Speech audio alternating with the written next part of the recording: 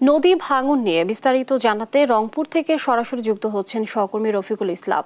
আর রফিক, নদী ভাঙনের এই মুহূর্তের পরিস্থিতি আপনি কি দেখছেন, সে বিষয়টি আমাদেরকে জানাবেন। লিবিয়া নদীর একটি বৈশিষ্ট্য আছে, সেটি হচ্ছে যখন নদীতে পানি বৃদ্ধি হয় তখন কিন্তু নদী ভাঙে না। যখন নদীর পানি কমতে থাকে তখন কিন্তু নদী ভাঙতে থাকে বা নদীর কিনারা ভাঙতে থাকে।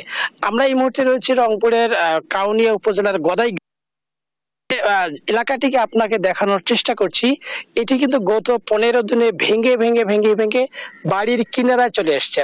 অর্থাৎ এই এলাকার যে বেশ কয়েকটি বাড়ি অন্যত্র সরিয়ে নেওয়া হয়েছে। এখানে যে গাছ গাছালি ছিল, বাঁশ ছিল, সেগুলো কিন্তু ভেঙে নদী গর্ভে বিলীন হয়ে গেছে।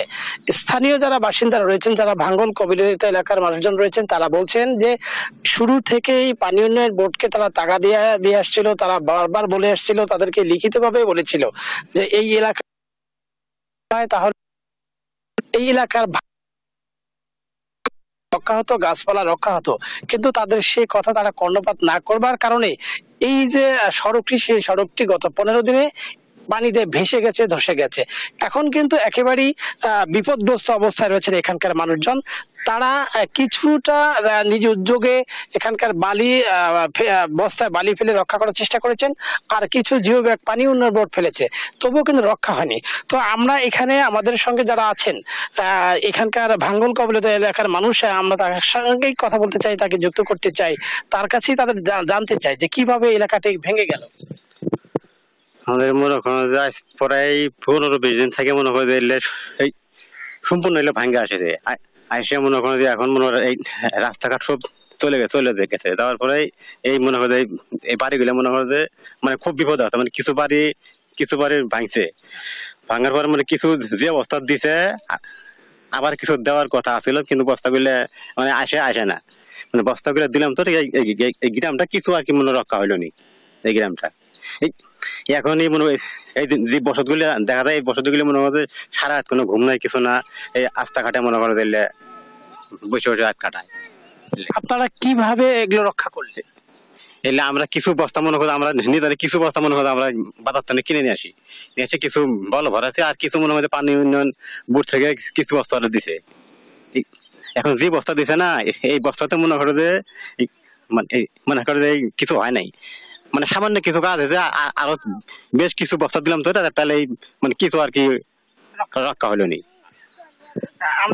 আমরা শুনছিলাম একজনের কাছে, আমরা আরেকজনকে যুক্ত করতে চাই যে আপনারা এই যে নদী ভাঙন শুরু হয়েছে, বাড়ি ঘর ভাঙছে, গাছপালা ভেঙে গেছে, আপনারা পানি উন্নয়ন বোর্ড থেকে বা সরকারের পক্ষ থেকে কোনো সহযোগিতা পেয়েছেন কিনা?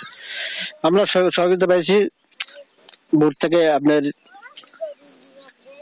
পানি উন্নয়ন বোর্ড থেকে আমরা কিছু বস্তা পেয়েছি, বস্তা পাওয়ার পরে বস্তাগুলো দেওয়ার পরে কিছু রক্ষা হয়েছে। কিন্তু আমাদের যে নদী ভাঙনটা যে ভাঙতেছে, প্রচুর জমা জমি, শত শত জমি চলে গেছে। কিন্তু এই ভাঙনের মাধ্যমে আমাদের বাড়িঘর, রাস্তাঘাট সব চলে যাইতেছে। এখন নদীর পানি যখন যে সময় বাড়ে সেই টাইমে একটু কম ভাঙে, কিন্তু পানি যখন স্রোত একটু কমে সেই টাইমে ভাঙে বেশি। এই হলো আমাদের প্রধানমন্ত্রীর কাছে আপনার অতি শীঘ্রই আমাকে বাড়িঘর রক্ষা করেন। লিনি, আমরা শুনছিলাম আরেকটি বিষয় বলে রাখি যে যেহেতু বন্যার সময় কিন্তু পানি উন্নয়ন বোর্ডে তেমন কোনো বরাদ্দ থাকে না। গত দুদিন আগে পানি মন্ত্রণালয়ের মাননীয় মন্ত্রী মহোদয়ের প্রতিনিধি হিসেবে পানি উন্নয়ন বোর্ডের অতিরিক্ত মহাপরিচালক তিনি এই এলাকায় সরেজমিনে এসেছিলেন। রংপুর কুড়িগ্রামের বিভিন্ন এলাকায় তিনি পরিদর্শনে গেছেন।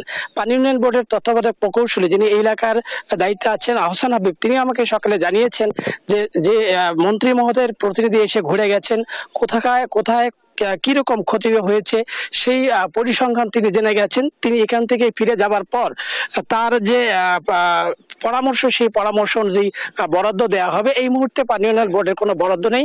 আপৎকালীন বরাদ্দ হিসেবে যেগুলো রয়েছে তারা কিছুটা বিভিন্ন এলাকায় দিয়েছে।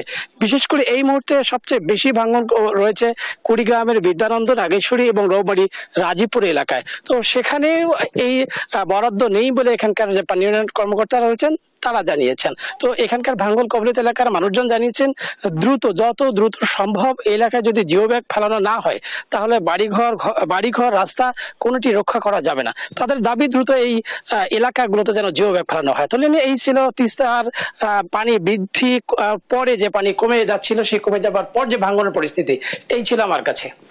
রফিক, অসংখ্য ধন্যবাদ আপনাকে। দর্শক, নদী ভাঙনের সবশেষ তথ্য জানছিলাম সহকর্মী রফিকের কাছ থেকে।